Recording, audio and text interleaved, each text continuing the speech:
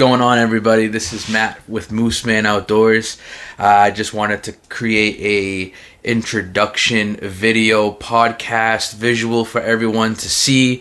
Essentially what I'm trying to do is just kind of share the stories that we go out, we go onto these adventures. You know, we're fishing, we're hunting, we're experiencing things. Sometimes we're solo doing that, and that's a story that no one else knows amongst, outside your friend circle. No one's going to know. So I grew up in New England. I'm from Massachusetts. I fished mainly all my life and just got into hunting more in the last 3 or 4 years, we'll say. Started getting into turkey hunting when I lived in New Hampshire. And then with the opportunity of moving to Vermont, I couldn't say no, living next to one of the best bodies of water in the country, and just the limits of what you can do out here is just insane for an outdoorsman, and that's something that I take a lot of pride on. So with that being said, I'm Matt. I've been doing this for quite some time. As far as like content goes, I would say pre-COVID, probably around 2014-ish, is when I really started getting a real phone and taking photos, going out at different bodies of water. And when that first began, that really revolutionized my life, kind of saying like, cool, I have a journal. I can share this with people and not just spit fish stories that everyone hears now and then when you're like, I caught, 14 bass bigger than 3 feet, like no one's going to hear that. Come on. So I want to hear those stories that a lot of those local guys have. We'll see with what proof, or share the story and just, get their insight. Go, jump into their boots, into their waders, and figure out what happened that day. So with me, I introduced myself, and some people are starting to recognize who I am and ask me, did you really do this, or is that something that you've learned? How did you learn that? My family's Portuguese. We come from the Azores. It's been a heritage of mine that people have been fishing. You're on islands in the middle of the ocean. You adapt, you survive, just like we do out here. When you go to a different place, you adapt, you survive, and you learn. And, you execute what you've learned.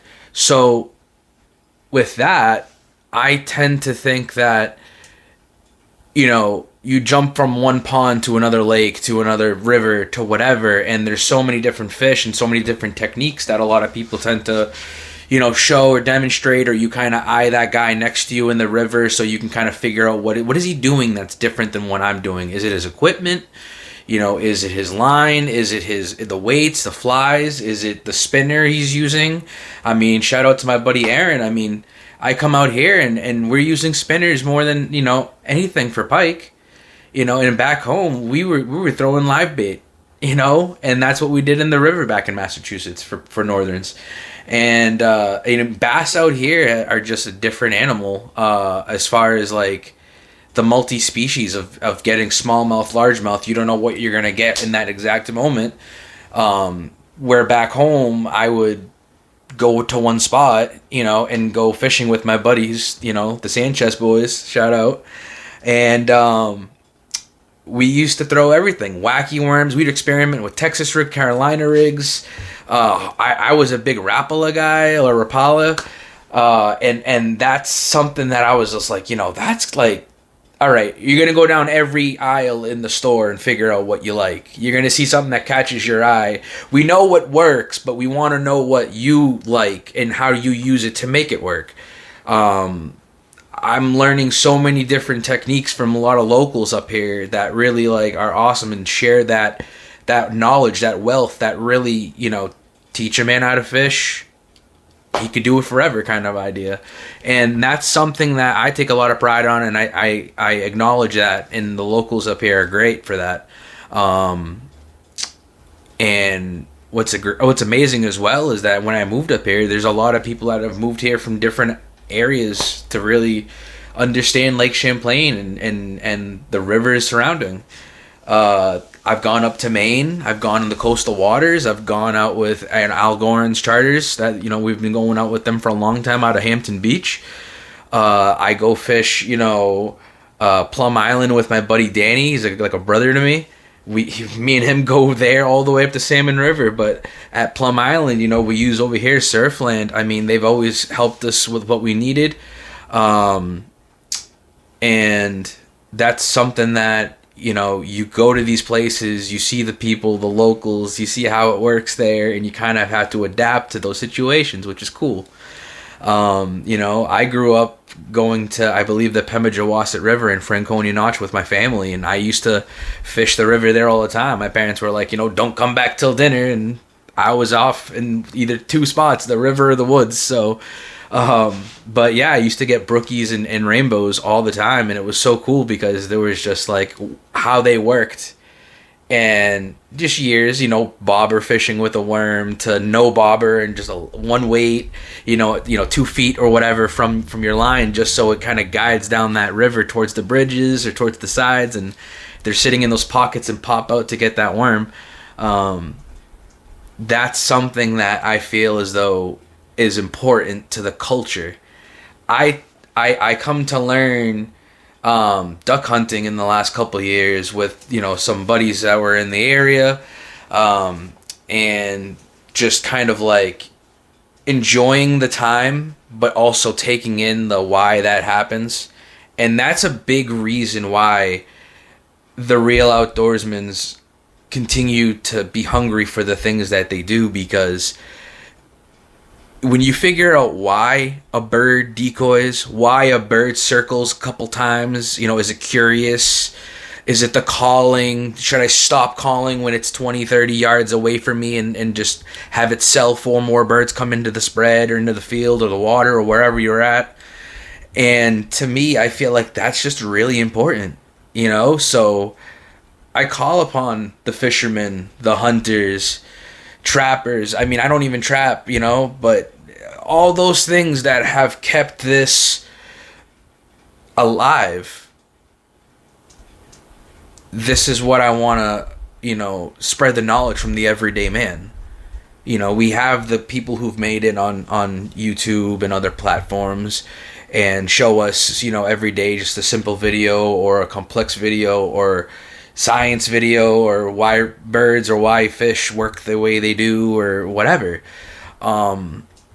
But I want to hear it from people who I know, mom, dad's friend from the store, convenience store, or whatever. Like, those are the people that are like, I've been hitting that same fishing hole for the last 42 years.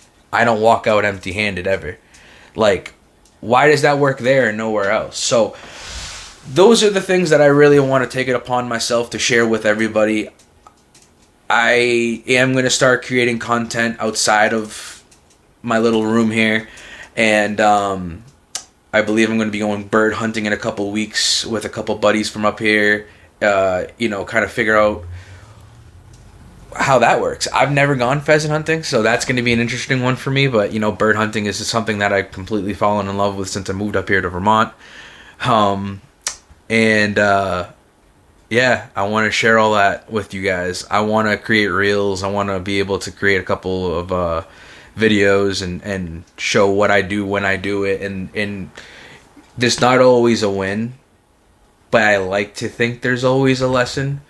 And I feel like that's important to remember when you feel down and out after a day of fishing or hunting and nothing flies in or swims by. So yeah, I want to take you guys on this journey, and it's been quite some time of me doing it, so I feel like about time that I go and do it. I have a lot of the equipment. I went out and bought decoys secondhand. I've refurbished some. I mean, I can show I could show like videos and stuff of pictures or whatever of me doing that.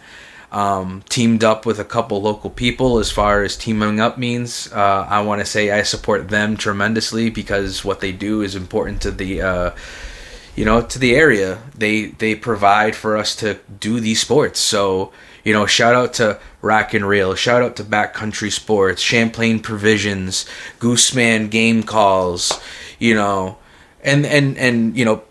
even taxidermists that I've met through the years that have done amazing work, like Doug Yasner out of Burlington. I have pieces from Bob Pike up in Swanton, and it all ties in together. You know, I grew up as a kid that walked into Bass Pro Shop and I was like, oh my Lord, like, just bury me here. Might as well. And it still gets me every time I walk into one. And I think that's very important for everyone to feel when you're thinking outdoors. It's not just one sport. It's not even just generalized as a sport. You know, it's a livelihood. It's a passion. It's an escape for some people. You know, the remedies of just taking a fresh breath of air out there, whether it's hot, cold, snowing, raining. Sometimes that heals you in ways that you know no one can explain. So I want to bring that to the table and share that with everybody. So yeah, so I'm gonna start with just like a little bit of a backstory of lately. And lately it's been duck hunting. It's been experiencing new types of hunting. Like I did field hunting with my buddy Alex of Angling with Alex. Shout out to my boy. And there's a lot of fishing that he's taught me. And like I said, those are things that you learn from people who are important to you. And you got to go outside your comfort zone and try these things, even if they don't work at first. Like when I learned fly fishing with my buddy Danny. Shout out to Danny Smurds, man. I just tweaked the technique, I guess you could say, from learning from him, and he's learned from my buddy Joe. And it just passes on to more people and why we do these things. So Salmon River was tremendous this year. I think it was well over 50 salmon that I've landed. We fought over 100. Danny's landed over 30, 40, fought over 100. We were just so dialed in, and that took years to do, and it was the best year we've had. This is my second year of duck hunting. I took a lot of time to learn about divers. I took a lot of time to learn about dabblers, you know, back pond ducks, just, you know, wood ducks, why they sit away from everything else in timber, and, you know, why divers travel in certain patterns and why they land with certain birds, and certain birds don't like mingling with other birds, and the calls of the different ducks, and, you know, how they respond to it. You know, you can see them turn their heads in mid-flight. It's insane. Like when you're quiet sitting in the blind and you're looking up and you just see that interaction where it's like, you know, holy crap, like that thing didn't even see me, but I'm here watching it, like, look at my decoys. Why is it looking at, you know, that open pocket? It's going to land there. The wind's coming. It's going to land against the wind 9 times out of 10. Why they do that. So I took that last year, you know, second half of the season last year, I ended up solo hunting a lot, and it was cold. Thankfully this year, I mean, it was cold, but not as bad. I think it's like a false winter we're going through right now here in Vermont. But when I sat there and just observed birds even just blow by me and, you know, not even pay attention, you know, should I have called? Did I call too much? Are my decoys just not spread right? So time over time, I went out and I moved decoys. I called different. I switched up different calls. Like, that's a huge thing. I think I learned that this year more than anything, is like, you know, I've had 3-4 ducks fly in front of me. I'll switch from the hen call to a double read to a single read back to whatever if they're far enough and they're working. But that adds realism to your spread. That's a huge thing. You know, ducks sit in a spread. There's not just one duck. They're not, you know, 40 ducks aren't going to, you know, not quack. So that's something that I really put into play this year, and it paid off. You know, whether it was a solo hunt or a 2 or 3 man hunt. I had friends from Massachusetts visit when we did goose hunting, and they sat in the boat and bared the storm and kind of just figured out trial and error and saw how birds worked. And they were like, you know, stunned at the fact that they communicated with these fake floaters and they work around, and it was just great. So, like I said, those are things that I really want to spread, the knowledge and the trial and errors, because if I failed, learn from that. You know, I'm taking that lesson, so just continue forth doing that. And I want to do different topics. I want to be able to do topics about ducks. I want to be able to do topics about birds. I want to have guests on here. I've had some awesome conversations with people on Instagram, as far as like, decoy carvers. I had conversation with people who do apparel. Why is that apparel, fluent to them? What does it do for them hunting? And it's a feel good thing. Like I did this logo on my phone, and it just spoke to me. It says hunting, fishing, and Mooseman. My dog Moose was a big reason that Mooseman became a thing, and it just stuck. I don't really know the origins of it. One of my boys said it, and it just stuck. I think it was one of the Sanchez boys that said it, or my buddy Phil. I don't remember, but like, it was branded on me without being branded on me. So that's something that I want to live out, and I'm not done living that life. And being up here in Vermont just provides so much opportunity to be able to go out and do those things. Like, there's so much lake. It's like 125 miles long or something like that. You can go fishing for bass, go fishing for lakers, and I've done that. I went during walleye season. I was like, you know what? There's so many boats here in the river. I'm just gonna jet out, go into the open lake, and try for lakers. And that's what's so cool about living up here. So if you live in an area that you feel locked in, don't feel like that's the case. There's no chain around your ankle. I used to walk from my parents' house to the local pond that literally I caught like an umbrella out of the friggin' water. It was so gross. The fire department practices like shooting their hoses and stuff in that area. It's like the back area of the Spigot River, I believe.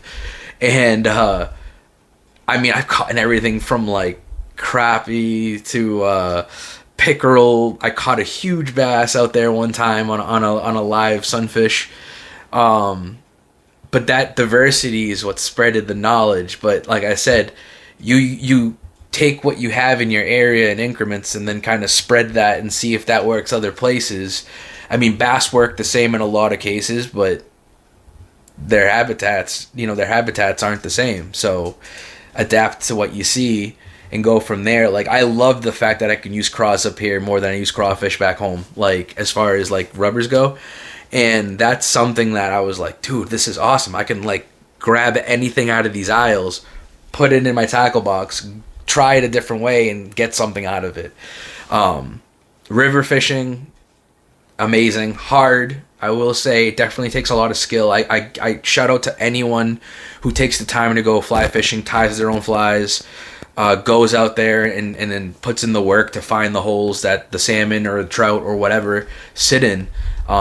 It's a lot of work, but the reward is amazing and the adventure is amazing. So like things like that is amazing if it's in your area.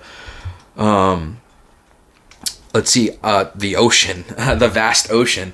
Growing up in northeastern Mass, I went out to Hampton Beach, Salisbury Beach a lot, Plum Island a lot. I did a lot of striped bass. I've done black sea bass, scup fishing. Obviously, you get the occasional sea robin. That's the thing about the ocean, and that's what interests me. And it's awesome to be able to lock in, like, I want to go for this, and I can go find that.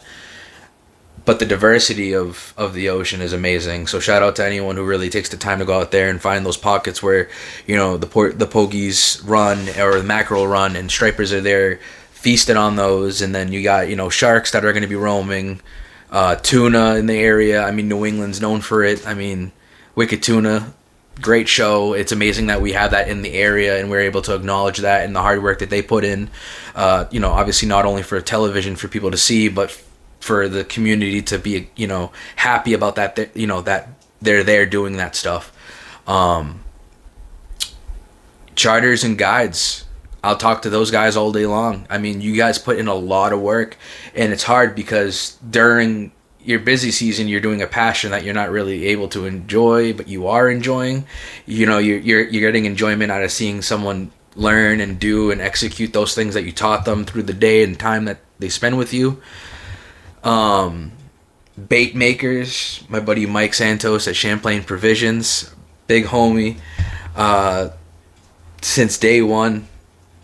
I was a fan when I met you. I was like, wow, like the things that you're experimenting with and what it's come to.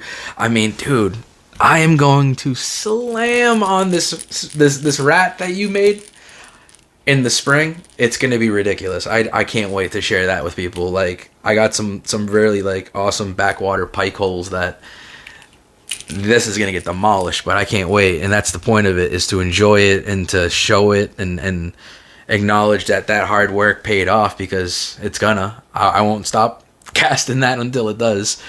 You know, I got to meet Alec, owner of Mooseman Game Calls, at the Yankee Sportsman Show here in Essex, Vermont.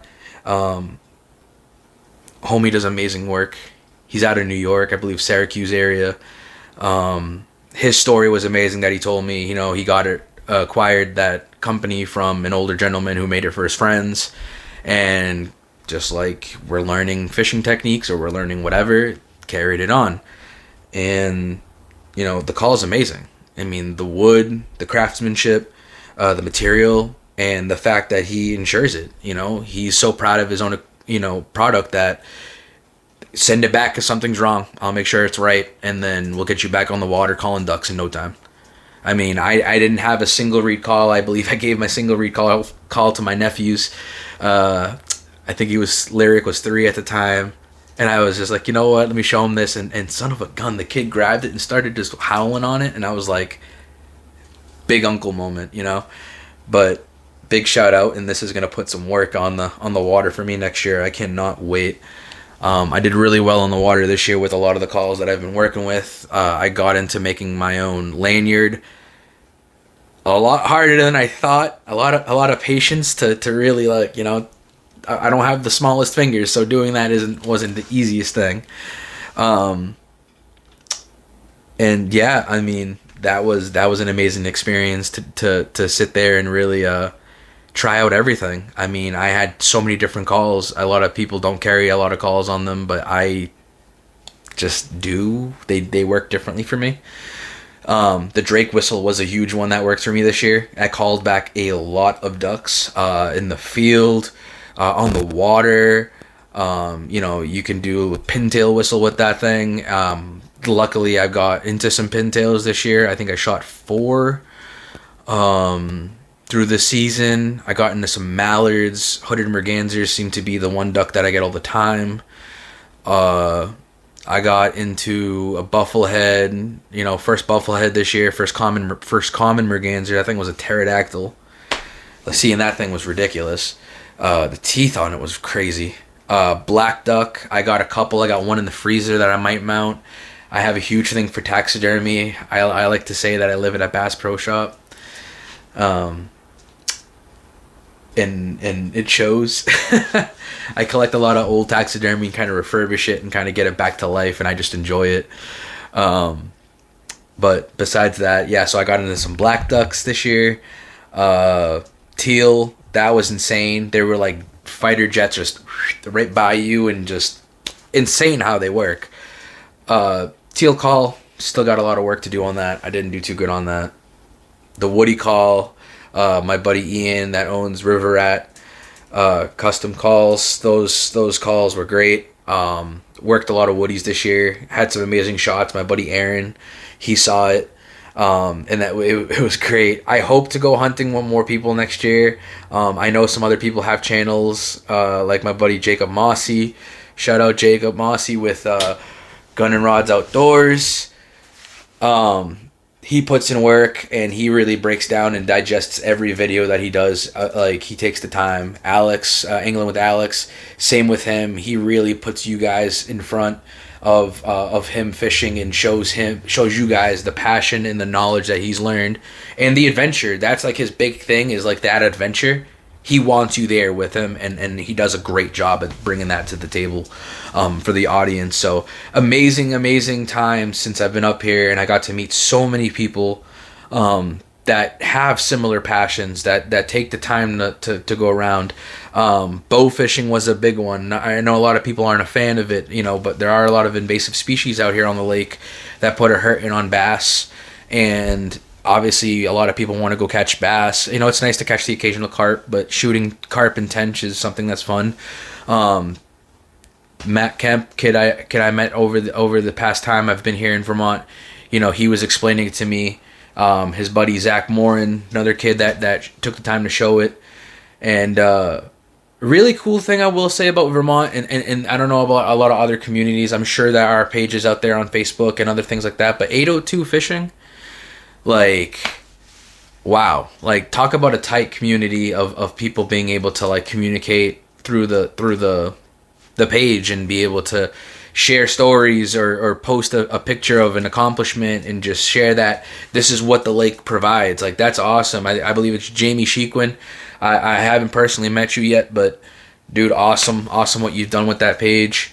And all the moderators keeping it cool on that social media. I know it could be kind of a headache, but we keep those pages tight for us to enjoy and to share that knowledge as well and have questions out there. I mean, a lot of people are cool with answering it. A lot of people unfortunately aren't. But hey, not everyone's a people pleaser. But yeah, honestly, the time up here in Vermont has been amazing. I'm excited to share what I have, here and all the experiments and the trial and errors and the lessons and the adventures and the crazy times out on the lake and out in the fields and calling in turkeys or whatever. I'm excited to have that experience and to have that time to share it with you. I'm excited to be able to take that and post it and share with the family, knowing that I'm alive, I'm doing well. And my friends, seeing that I'm still doing what I'm passionate about, or people that I've met around the area, seeing how much I've done it in the past and sharing the past stories. It just goes around, and what goes around comes around, and that's going to be something that I want to pay forward with, all the, documenting all these things. I truly think it'll be beneficial for myself, for future family, for future friends, for the next generation to come, that they're able to access this information and really say, all right, let me dial in on this spot. Or if you're hunting and you want to learn a certain technique, or you travel to a different area that you're not familiar with, and there happens to be some sort of information on it, that stuff is so valid and so important to the community and the next generation. And getting out there and doing it is the real part. Getting up early, putting in the grit, putting your nose to the water or the dirt, and chasing birds or chasing deer, chasing ducks, whatever you go out after, that's something that's very important. So I want to thank everybody for the opportunity for doing this. I want to thank anyone who supports this channel. I want to support you guys as well. Recommendations, stories. I would love to be able to talk to some people all around the country. I will figure out a way to make it work via Zoom or something else, and get you out on this page and get your story out there. I mean, it's important, it's valid.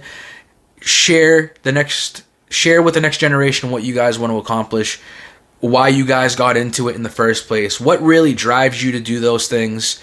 And we'll continue doing this on the next adventure. I'm Matt, Mooseman Outdoors. Hope to talk to you guys soon. Thank you so much for taking the time to watch this.